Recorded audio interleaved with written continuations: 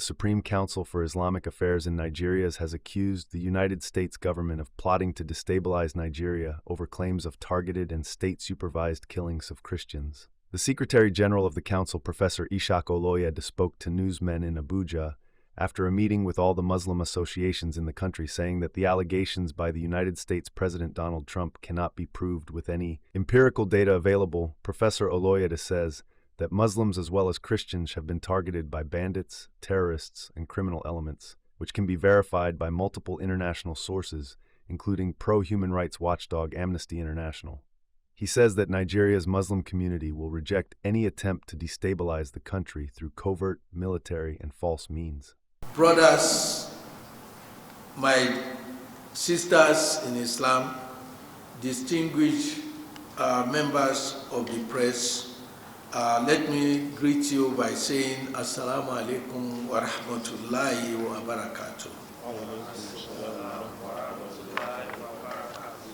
This is the text of the opinion of the Muslim community following a meeting of all Islamic organizations across the country held this morning. So this is to announce, to report, and to express their opinion at this press conference. And I quote, "The Nigerian Supreme Council for Islamic Affairs, following the expanded General Purpose Committee meeting held earlier today being 9th of November 2025, convenes this press conference on behalf of the Nigerian Muslim Ummah to condemn the recent threat against the sovereignty of our nation, Nigeria. We have not been emphasizing the killings of Muslims, not because we are not aware that Muslims are being killed, but because we did not see it and we do not see what was going on as a religious war, but a national security issue. The world is aware, however, that some Islamophobic and unpatriotic Nigerians had authored a dangerous script, promoted it in the Western circles, especially in the United States, and got the attention of the highest levels of the United States government, which are erroneously made to believe that there is a Christian genocide in Nigeria. This is very unfortunate. When the United States of America President, Mr. Donald Trump, labeled our country disgraced, every right-thinking Nigeria was concerned because an ally that is determined to help a sovereign country to completely wipe out the Islamic in quotes, terrorists who are committing these horrible atrocities. Such a country that is ready will offer to assist and collaborate with the country and not use such horrible language to describe a country. It aims to partner in wiping out the terrorists. While a number of countries, China, Saudi Arabia, and so on, have also been designated countries of particular concern, the present context of what Nigeria will not like suggests that the plan is a pretext to destabilize our dear country, Nigeria. We reaffirm that there is no Christian genocide in Nigeria. Under Article 2 of the 1948 United Nations Convention on the Promotion and Punishment of the Crime of Genocide and Article 6 of the Rome Statute, the crime is defined by a critical mental element known as dolus specialis, This is the specific intent to destroy the whole or parts, to destroy in whole or in part a national, ethnical, racial, or religious group. As such, there is nothing of such in Nigeria. For the avoidance of doubt, what Nigeria faces is a complex and tragic security crisis that brings immeasurable pain to all its citizens, regardless of faith or ethnic persuasion. From Katsina to Borno, and from Benue to Plateau, as well as to Kaduna and Kwara, Nigeria bleeds through gruesome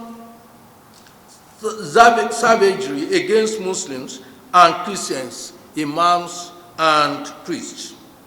Non-partisan experts have refuted this blackmail, and Amnesty International, which methodically investigates the insecurity in Nigeria, has stated that there is, I quote, no evidence of a religious motivation, unquote, to characterize it as genocide. According to the director of Amnesty Nigeria program, he said, and I quote, "I don't think President Trump has any facts. I don't think he has had a very good briefing about the nature of this conflict," so, unquote. Senior researchers like Samuel Malik of the Pan-African think tank, Good Governance in Africa, some researchers, including him, have also stated that there is no credible evidence of a state-led or coordinated campaign to exterminate Christians, which is what genocide is. The genocide claim completely collapses when confronted with reality, context, and verifiable data. The Armed Conflict Location and Event Data Project, ACLED, reports in its reporting of 2022 proves conclusively that the overwhelming driver of violence in Nigeria is not anti-Christian persecution, as Muslims and people of other faiths are also overwhelmingly affected. While President Trump and Senator Cross named radical Islamists and Islamist jihadists as the culprits, ISWAP and Boko Haram, the fact is that these groups are deviants whose ideology declares Muslims who do not join them as dissidents. Muslims are also their victims. As Amnesty International correctly stated, they kill both Muslims and Christians. They demolish mosques and churches. They don't differentiate. These terrorists are not our representative. They are our mortal enemies. The world knows that some of the terrorist groups being paraded as Islamic are creation of some non-Muslim interests. For instance, it is publicly acknowledged, though some people want to whitewash it, that the United States of America created Al-Qaeda, which is being projected as Islamic.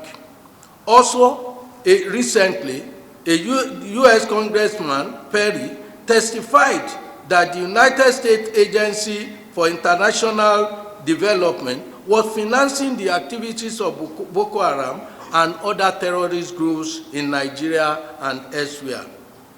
If the violence in some parts of Nigeria is not religious, you can ask me, what are the real drivers? In our own opinion, the first is ecological. As the International Crisis Group has detailed in multiple reports, how relentless desertification and drought, product of climate change, have degraded pastures and dried up water sources in the far northern Sahelian belt. This is not an Islamist invasion. It is a desperate southward migration of others seeking survival. This climate-driven migration forces others into direct and often violent competition with sedentary farming communities over dwindling resources of land and water.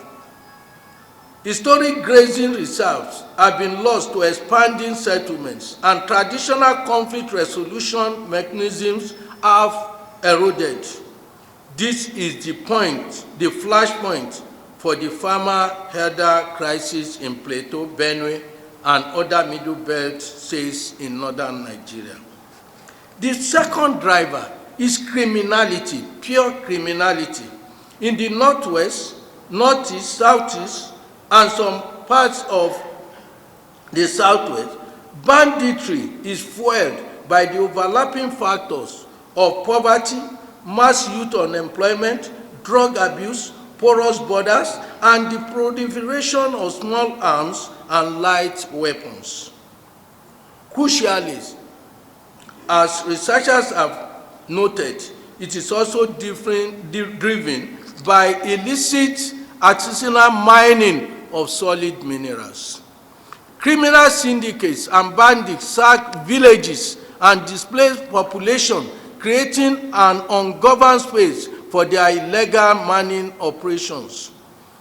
This is a violent, organized crime racket for resources, and there is nothing Islamic about it.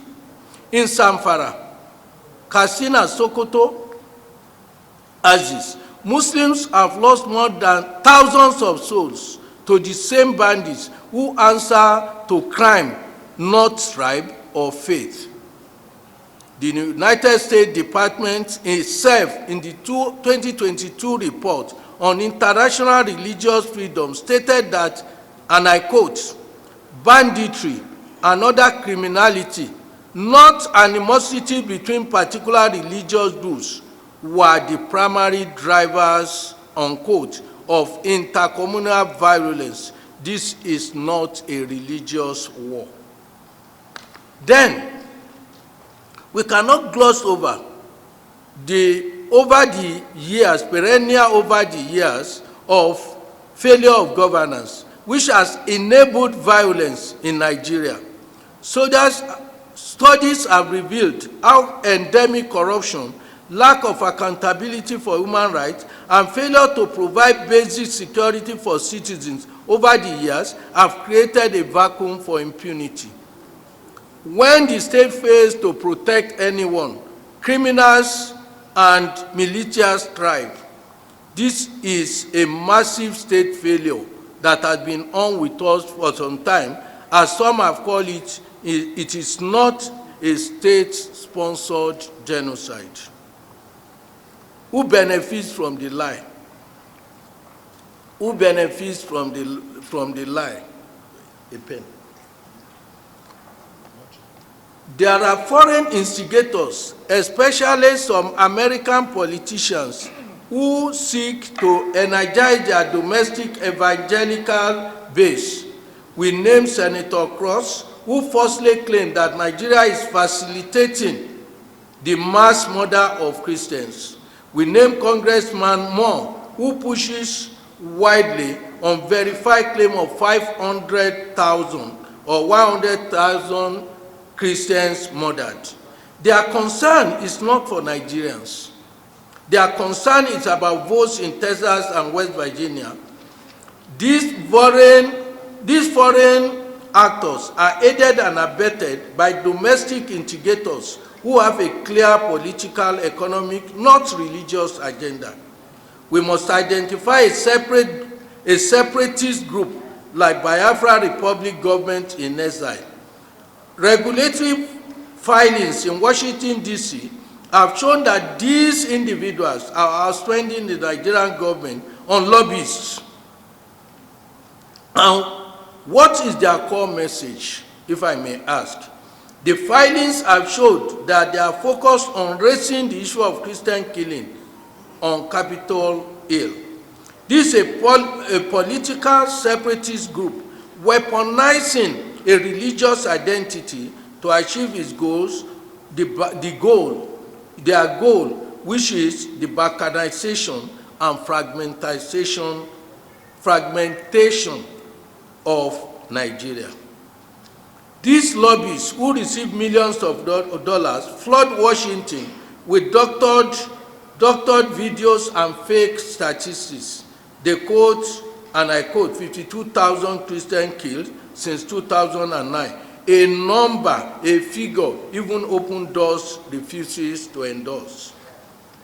There is also, as we have previously stated, a network of Nigerian citizens at home and abroad who have found a big business in self-flagellation. These crisis and entrepreneurs exploit transactions in religious antipathy as easy pathways to global recognition and fame. They fabricate or decontextualize claims of persecution to gain speaking tours, material gains, or preferential asylum status in the West.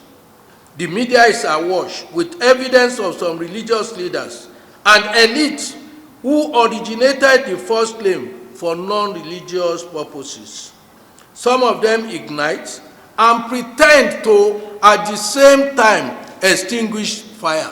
We have so many of them. Some people in Nigeria, I don't need to name, they are the ones that will ignite the fire, and they will be grandstanding in the media that they are the ones solving the problem in order to gain unnecessary, unwarranted gain from the government.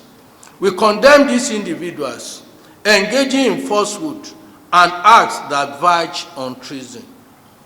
This is why the Nigerian Supreme Council is extremely disappointed by the false proclamation of the Christian Association of Nigeria's president, which has now shown clearly that the individuals who are propagating the falsehood were in reality playing the scripts of the Christian Association of Nigeria. We commend, however, the principled stance of some patriotic and responsible Christians who are sincere enough, including the Christian Association of Nigeria Director of National Issues and Social Welfare, who said, and I quote, "Sometimes our situation is being taken advantage of by groups who know what they benefit from foreign interests. Those foreign interests have a right to poke their nose into what is going on in our system. But we also have a right to report things as they are. Also, the spate of killing does not take any pattern. If they open fire in a marketplace, the bullets don't look for a Christian or spare a Muslim or even spare a baby." It goes on. So, all we must be doing now is to adopt an all-of-society action to stop this insurgency and also address issues of groupthink. Why run to America when you have a Senate here where you can file your petition? In the end, when they place Nigeria as a country of particular interest, of particular concern, all of us will suffer. But those who run abroad to look for sympathy know why they do that, unquote. That's a patriotic, sincere statement by a CAN official. For being factual, we also commend individuals like Mr. Falana, SAN, Chief Femi Fani-Kayode, Reno Omokri, and Governor Charles Chukwuma Soludo, among numerous other Christians, for their sincerity. While we denounce irresponsible bigots in religious garbs and ethnic erendists who fail to realize that you don't cut off your nose to spite your face, the citizens that falsely concoct genocide claim, which is capable of igniting divisions and religious war that can turn the country into a battlefield, are neither patriotic nor godly. Countries like Libya, Iraq, Syria are worse off today because bombs don't discriminate destruction. Meanwhile, the US government reimposition of the country of particular concern, CPC designation of Nigeria, is an act of political cynicism. This is the same designation placed on China and Russia. This designation of Nigeria was lifted by the previous US administration in 2023 when the USA acknowledged the complex reality. Its imposition by President Trump is not based on new facts. It is a political tool wielded by lobbyists, and it cheapens the very idea of religious freedom. Since independence, we must note, Nigeria has worked within the circle of non-aligned nations, free to choose partners for mutual benefits. As such, Nigeria has always extended a welcome to all, to China as to Africa broader family. We have many opportunities to harness from diplomatic diversification, with each relationship molding a building block in our development projects, or offering a pathway towards our national interests. It is quite troubling to note that our progressive relationship with China, our economic recovery of the present administration, and the increase in our domestic oil refining capacities, which has reduced importation of fuel to the barest minimum, have suddenly attracted this unsavory development. So, there is a clear picture, ladies and gentlemen. Some US politicians seeking domestic votes, US evangelical groups pushing an ideological agenda, Nigerian separatists pushing for fragmentation, and domestic profiteers seeking personal gain are behind this rattling. This is not a human rights campaign. It is a coordinated information operation. To further buttress this point, we must ask this most important question: why now? Why this sudden intense focus on Nigeria? The answer lies in geopolitics. This campaign escalated immediately after Nigeria, at the 88th session of the UN General Assembly, reaffirmed its principled position and consistent support for a two-state solution and for the solidarity of the Palestinian people. It is important to note that this narrative of genocide is being driven also by far-right and pro-Israel actors. The goal is to create a distraction, a cynical, despicable whataboutism designed to deflect from the actual genocide being perpetrated in Gaza. They seek to create a false moral equivalence, screaming about an imaginary Christian genocide by Muslims in Nigeria in order to drown out the worst condemnation of a real documented genocide of Muslims in the Palestine. Notwithstanding the fact that there are over 1,000 Christians in Gaza alone, yet the United States continues to support the globally condemned genocide against the Palestinians. The same USA that is currently planning to invade Venezuela, a country with Christians, where Christians constitute 80% of its population, has suddenly become the messiah of the Nigerian Christians. The ultimate agenda is not just distraction, it is destabilization. Our own foreign minister, Yusuf Tugal, has warned the world in plain terms when he said, we should not create another Sudan in Nigeria. The United States is well aware that stoking religious division is the fastest and most effective way to destabilize a multi-ethnic, multi-religious nation of over 220 million people like Nigeria. They are using these tools of foreign manipulation to fragment Nigeria from within, setting the stage for our collapse, just as it's been planned for South Africa. This agenda is not hidden. We refer to a recent op-ed from the American Enterprises Institute, AEI, a prominent U.S. foreign policy think tank. In this article, the author, Michael Robin, asked two questions in the same breath. First, he said, and I quote, "Is there a Christian genocide?" And second, I quote, just as in Somaliland's independence has become a U.S. national interest, would Biafran independence also augment regional security?" Unquote. The geopolitical objective is the fragmentation of Nigeria to achieve the avowed mission of the separatists in line with the IPOB agenda.